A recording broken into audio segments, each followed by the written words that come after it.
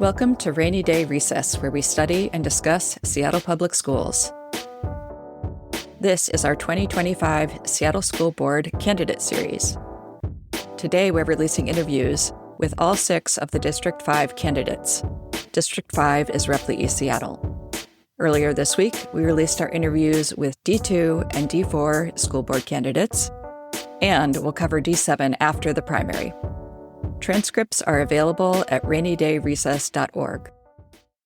This episode is our interview with Landon Labosky. We recorded this interview before we had settled on the format for all of the interviews, so you'll notice that this one is a little bit different. It was previously released in March of this year as episode 26 of Rainy Day Recess. Be sure to listen to our interviews with Alicia Weil, Janice White, Julissa Sanchez, Vivian Song, and Vivian Van Gelder, which are also in your feed. We'll give you a quick preview of those interviews at the end of this episode. I'm Christie Robertson, and today we're joined by Landon Labosky, who is running for the District 5 seat. He has a master's in public administration and currently serves on Seattle's LGBTQ Commission. Thank you for being here, Landon. Thank you for having me. I'm excited. Before we dive in, can you give our listeners a quick overview of District 5 and the neighborhoods or schools it represents? Yeah, District 5. So we are up here in Capitol Hill, Madrona, Central District, down toward the I-5, all the way up along the Lake Washington coastline, and all the way up into the Montlake area. So we represent schools like Madrona Elementary, Garfield High, around that area. And I believe Tops as well, over at Eastlake, yes. So my first question is, what parts of your background, educational work or life story, have best prepared you for serving on the school board? Thank you for the question. I have been working with young people since I was a young person as well. I started out actually working in a summer camp where I was a camp counselor and mainly in charge of 10 through 12-year-olds for 11 weeks. And I did that for almost a decade. And eventually I actually moved up to be the assistant director of that summer camp. So working with thousands of families every single summer, working with tons of parents, sending their kids off to camp for the first time. But I got to see the kids grow in those 2 weeks or month that they were with us. So that's where my passion began. I was a public school kid, kindergarten, all the way through grad school. And while I was in my college years, I coached local swim teams. I worked for the city of Boise, developing different programs for kids for their after-school program. They actually did partner with schools in Boise. And when kids didn't have anywhere to go after school and their parents couldn't pick them up, we ran the programs at the schools just to keep them occupied, do their homework, feed them. And then parents would come pick them up all the way until about 8:30, 9 o'clock at night. So that's just my background in that space. I currently work as an aquatics manager in Parks and Recreation, and I employ kids from 15 up until young adults, like 22, 23-year-olds. So I've seen the large swath of everything that kids are involved in, all the way from 1-year-old up until they're young adults. And I get to see the development of kids and young people, and it's just something that I am really passionate about and love doing. I don't have a good segue for this one, but okay. I noticed on your website that you prioritize collaboration between the school district, the city, and the county. Can you share any specific examples of how that could help us address our challenges in the district? Absolutely. Through conversations just for the past 2 years and just talking with people in different agencies, different levels of agencies, elected officials, people who are working on the ground. One question I do like to ask to people, and it does put them on the spot, is say, how are you working with so-and-so agency on this? Are you connecting the 2 agencies and the 2 structures together to work on solutions for these things? A large majority of the people look at me with deer in the headlights look and, oh, we don't do that. Or it's, we've tried in the past, but we've just not been successful at it. But I know that these agencies can work better together. The Seattle School District should be in constant collaboration with the city, should be in constant collaboration with the county. What do those 2 things have in common? They can create spaces and opportunities for things that we are lacking specific examples, I did mention that I worked in an after-school program, City of Boise, Boise School District. The collaboration there was very seamless and offering after-school programs through the city at school sites. That could be beefed up more. We can incorporate nonprofits in the work that they're doing, giving them space in school areas like gyms or just on their campuses, and providing that space. In Seattle, space is a valuable thing. So just working with those groups and giving those outlets, not necessarily ran by the school district, but partnering with people who are already doing this work and they just need places to go. Some of these seem like pretty operational things. And if you've been watching the school board, you've seen that they're trying to keep school board out of operational areas and leave that under the superintendent's jurisdiction. So I guess that kind of leads to a question of how do you see the school board having an influence on those kinds of things? When we went and switched our governance model to student outcomes focused governance, and we've decided that this is the direction we are going to go, I think we don't need to be as rigid as we currently are in that process. I think the governance model is that it's a model. It's a idealistic way to think about governing the school district. I think we need to cater it to the needs of Seattle School District. And right now, we have some major operational issues that are happening.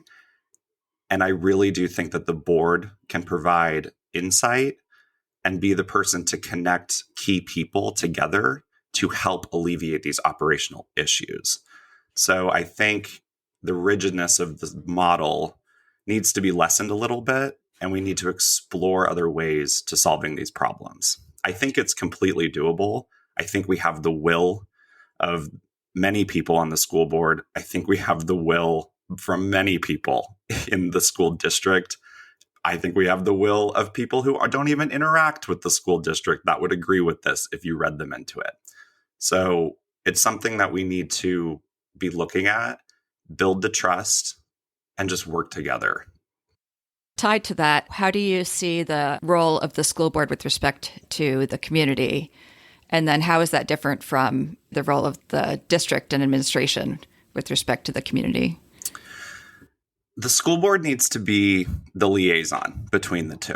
The school board needs to be able to understand the complex issues that are happening at the district level and really dig into the policy issues happening with funding, dig into the operational issues that are happening with transportation and like insurance at schools or keeping the lights on at schools. And they can definitely sit in the space of being in those complex conversations.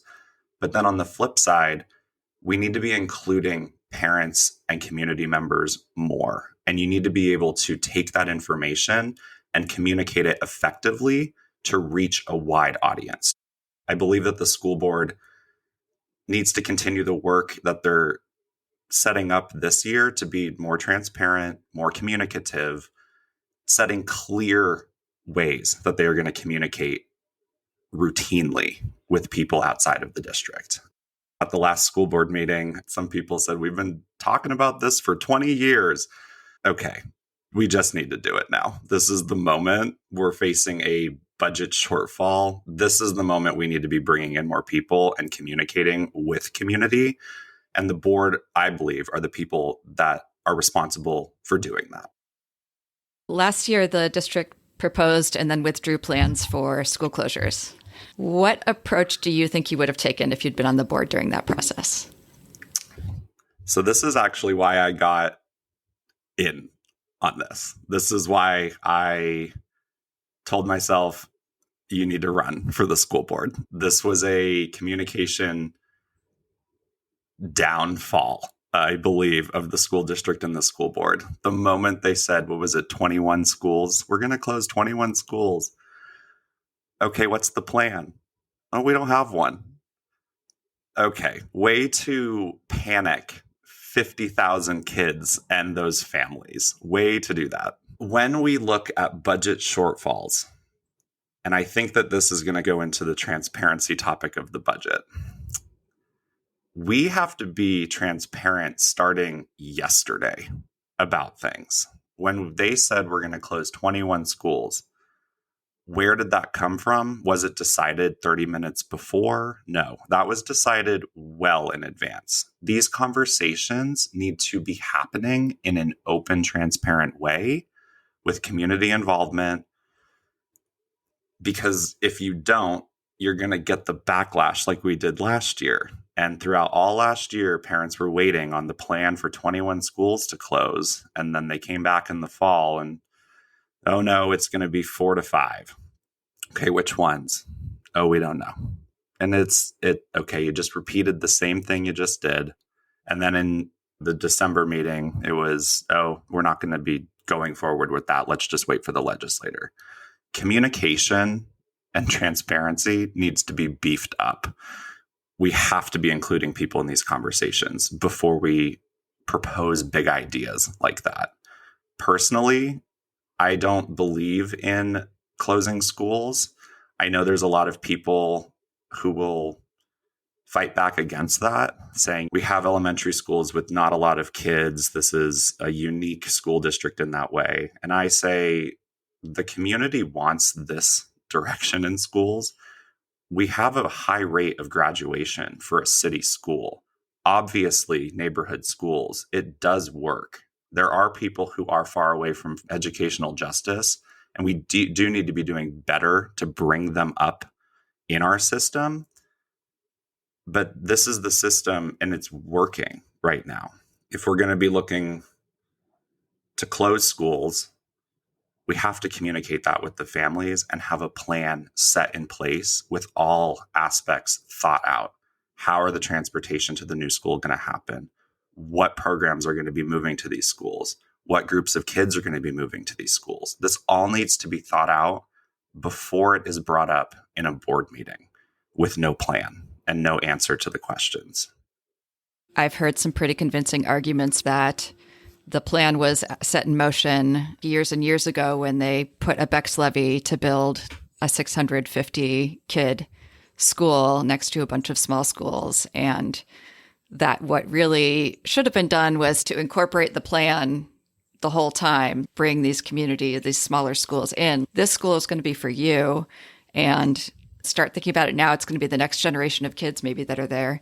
It takes years to build buy-in and trust for these things. And I am very excited to see that there's new communication and wanting to really learn, how do you want us to communicate? How do you want us to involve you in these processes? I am hopeful that work needs to continue here forward, but it takes years for trust to be built. And if a plan is set in motion, you need to bring people along with your plan, because it's causing chaos and a little strife with a lot of people. You referred to Students Furthest from Educational Justice, and just watching different statistics, what I've gathered is that Seattle is doing fairly well if you look at students as an average compared to other public schools. But where we're not doing well is in the discrepancy between those at the top and those at the bottom, largely along wealth lines, and as well as racial lines, as those go together very closely in our society. Do you have thoughts on what can be done? The board has a position where they can be in community and be listening to their people and their constituents. The implementation of these changes is up to the district. And for years, there has been a call for bringing people furthest away from educational justice to invest more in those communities and to give them better opportunities in the situations that they're in to thrive in an educational environment. The board can be working with, I think, principals in your areas. I think principals are culture setters in all of the little schools that they're in. They're their own little communities. The answer is not going to come from the district mandating something or creating another program, which then creates more paperwork for teachers. We have to work in the schools to find out what each individual school needs to bring these people along and to bring people furthest away from educational justice along. Each school is different. Each area is different. Each classroom is different. It's not a broad stroke answer, oh, this is how you fix it. The work happens in the classroom. It happens at that level. What does the teacher in room 3 need for this group of kids? They need an extra paraeducator. Okay, we give them that extra paraeducator. That's what they need to thrive. This other school needs 2 more mental health counselors. We need to be able to give them 2 more mental health counselors. It's one of those things where I have a hard time when people say no to the obvious answer and to the obvious things that teachers and educators and parents are asking for, because we can do it. We have an opportunity in Seattle to have a world-class school system that other school districts can study. We are living in one of the wealthiest cities in all of human history. We have a large amount of people who are highly educated in this city. We can absolutely be providing these services in the classrooms, right at the ground level. Why we have not, and why we have not pushed harder for it, I understand that it is hard. I understand that this is work and it's grueling and sometimes the outcomes just don't happen, but that's where it is. It's not a broad stroke answer. It's happening classroom by classroom. And I know that that is a huge, huge undertaking, but that is where we're going to make the difference. I believe that is the answer. So where the board can help with that is I think we need to continually be talking about that, and we need to be continually advocating for that individualized need. If you need something, we are going to work to get it to you. But it needs to be at that very micro level. Okay, we've been soliciting questions from students, and we have a student question from Raphael Brewer, who is a student at Garfield High School. And he asks, what is your plan to increase school safety, especially at our middle and high schools? Would you bring back safety resource officers? I've talked to a lot of people about this, because I also think that this is not a broad stroke answer. I think that this is a complex issue happening currently. How I would approach it first and foremost, what are the people in the schools asking for? Students have been asking for a few more mental health counselors or just a few more places to be able to decompress, to solve issues with a qualified adult in the room. I think we need to start there. I also think giving kids more opportunity to explore their idea of what they want their education to look like. Athletics is a great spot for kids to go after school, creating clubs, getting them more involved with civics, like coming and working at the city in Parks and Recreation, or if you have a passion for finance, maybe working with the city finance department, learning little things there. Giving kids these opportunities to learn, grow, and thrive is where I would like to see more investment in. But then on the opposite side, the issues that are happening right now, Garfield High, there's been a lot of gun violence happening around Garfield High. And that is where it comes back to the school board working with the city and also with the community on solving these issues. It's not a broad stroke. Do I think that we need to put resource officers in every single school? No. Do I think that resource officers can play an important role in some schools that might want them, or student bodies say, this is something that we might need? Let's explore that. But it needs to be done in a methodical way with community involved. my experience going through public schools, we did have a resource officer at our school. And she was great. She was awesome. And there was a lot of effort in knowing her. She would come to different sporting events, and it took community and it took time to feel comfortable with someone like that on campus. But a lot of people have had different experiences than I did with resource officers or police officers in general. And we need to recognize that, and we need to listen and understand how we can help them feel better in schools, or how not even just feeling safe in schools, but being actually safe in schools. It's going to take a lot more communication. It's going to take a lot more collaborative work. I do not think that I have a perfect answer for you right now. I don't even know if I'll ever have a perfect answer for this. But I do know we just need more collaboration, and we need to figure this out. This needs to be something that is high priority for the board and should be working endlessly to find the answer for this. And our student board directors, Colin Bragg, Sabi Yoon, and Sophia Elias, were kind enough to provide us with questions that they would like to ask a potential future colleague. We reconnected with Landon to give him a chance to answer one of them. So welcome back, Landon. Hello. Okay, here's the question. What steps will you take to improve communication between students and the board? Communication between the students and the board definitely needs to be a pipeline that exists now and forever. The people that we are serving are the students directly, and we should be hearing from them directly.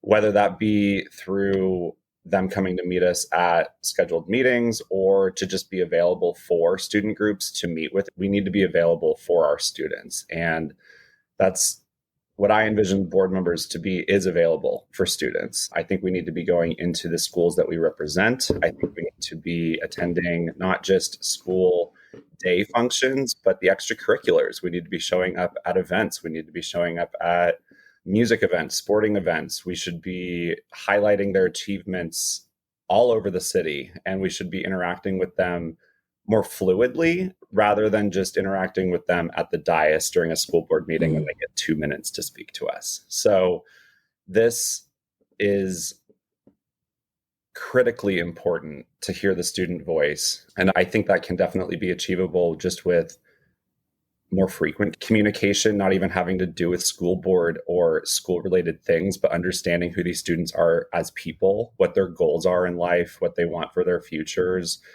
What do they do outside of school? What interests them? And I think the school board has to put themselves in their space and go to them and meet them where they are at. So that's how I would interact with students and want to communicate with our student body.